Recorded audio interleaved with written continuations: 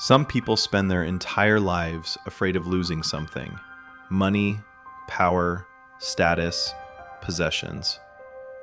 But in the end, we all lose only one thing: life itself. And that is exactly what this painting is about. This painting is called Birds of Prey. At first glance, it seems to show a simple scene: an old man lying on his deathbed, several religious men standing around him, and a heavy, silent atmosphere. But if you look a little longer, you begin to realize that this is not simply a painting about death. Look at the old man. His body is still here, but his gaze seems far away. He is no longer looking at the room, no longer looking at the people around him. It feels as though he is already seeing something else. And now look at the men surrounding him. One holds a cross, one is writing something down, another holds a rosary. But are they truly concerned about his soul? Or perhaps about something else? And this is where the title begins to reveal its meaning: Birds of Prey. The artist compares these men to vultures, creatures waiting for the end, waiting for the moment when there is still something left to take. But perhaps the saddest part of the painting lies right here. They are watching another man's death, unaware that they themselves are walking the very same path. A day will come when they too will lie in a bed like this, and other eyes will be watching them.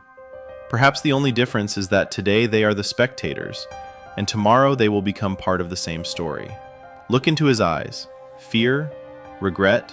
Confusion? No one knows for certain, but there is something in his expression that unsettles many viewers. It feels as though he is facing a truth he spent his entire life trying to avoid. Perhaps the strangest part of this painting is the silence. There is no scream, no dramatic movement, and yet tension fills the entire room. Sometimes silence is louder than any cry. This painting is not only about death, it is about people who gather around death. Some come for love, some come for compassion, some come to pray, and some come for their own benefit. And perhaps that is why this painting still disturbs us more than a century later, because it forces us to ask an uncomfortable question. If everything were taken away from us today, what would remain? Perhaps the greatest illusion of life is believing that we still have plenty of time. Time to love, time to forgive, time to live, time to say the things we never said. But death does not always approach from far away. Sometimes it quietly sits beside our bed. And suddenly all the things that once seemed important become small. Psychologists have spent years studying the regrets people carry at the end of life. And something remarkable appears again and again. Most people do not regret the things they did. They regret the things they never did. The love they never expressed. The roads they never walked. The life they kept postponing.